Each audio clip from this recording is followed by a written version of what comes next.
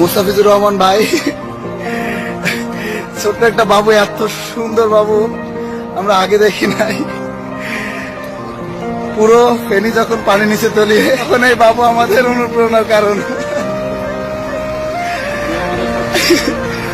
আমাদের শক্তির একটা কারণ। আমরা এত কষ্ট করে যখন বাবুরা কোলে নিচ্ছি, তখন আমাদের সব কষ্ট দূর হয়ে গেছে। আমরা খুব সুন্দর, এত শান্ত।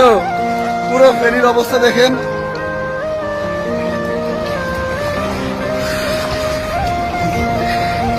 বৃষ্টি হচ্ছে একদিক